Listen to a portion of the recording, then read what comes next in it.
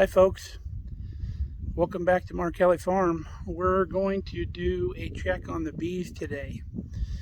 I've never had bees in Nebraska, obviously, because I haven't lived here, and I've seen lots of people on the internet doing things to overwinter their bees, and not always all successful.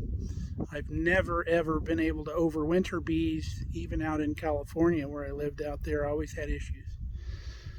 So this year, when we arrived, I should say this last year, I hunted up one of our local beekeepers and I asked him about getting some bees from him, and I had some questions about overwintering bees because they live here in Nebraska.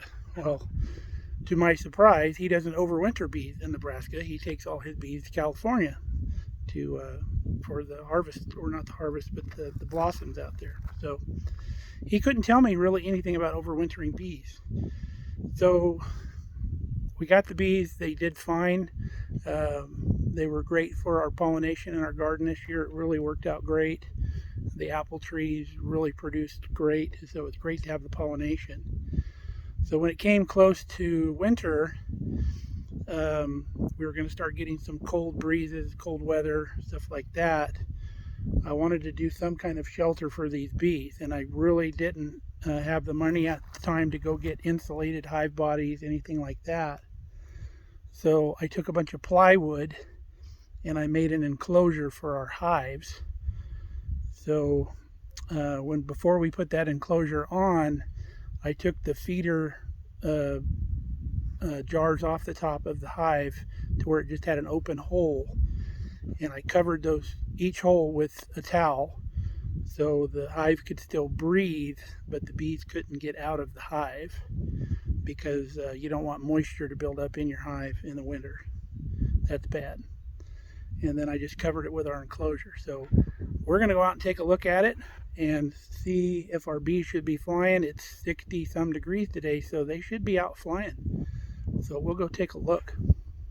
We've had some pretty harsh temperatures here in Nebraska, as you might guess. We've been way below zero some nights.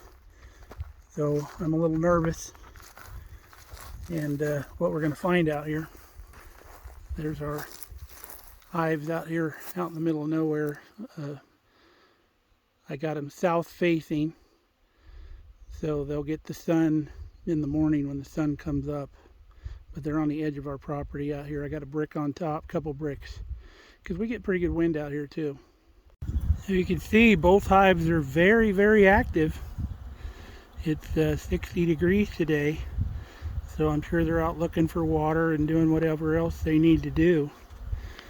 But this is the cover that we made. I painted it brown so it would warm up quicker in the sun. And there's two hives in here, and there's a divider to separate the two hives. And I have it on a solid pallet down here. I put a piece of plywood down on the pallet, so it sits down and all the gaps are full. And then I came up a little ways and drilled a 3/4 inch hole for each hive, so there's a small entrance that they can defend. So if any rodent or anything tries to get in there, they can defend it, or wasp or something like that. But very proud of these girls. They're doing really, really good with the temperatures we've had this year. And in 2 days, even though it's 60 degrees today and a beautiful day, in 2 days the high is supposed to be 12, and we're supposed to be back in the negative like 20s at night. So these girls are out getting a little bit of exercise. Now these bees are treatment free, and I don't know if the cold temperatures here in Nebraska help with that or not. Maybe it kills more of the mites.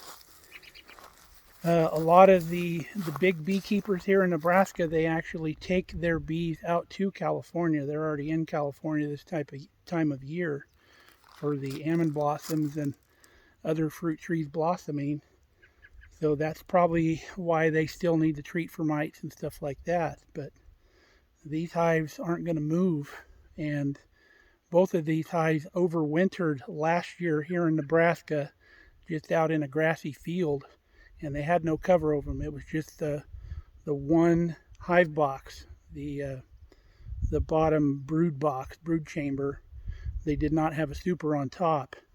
These still have the supers on top because I wanted them to keep all their honey. I didn't harvest any of their honey, so they had plenty for the winter, plenty of food.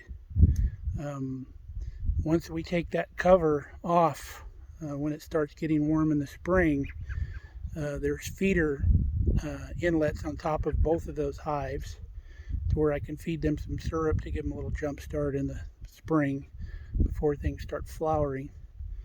But other than that, they're thriving out here. I'm so pleased with the activity that I'm seeing today. Like I said, I've never been able to overwinter a hive before, and this was out in California, where you think it would be a little easier than in the cold climates of Nebraska.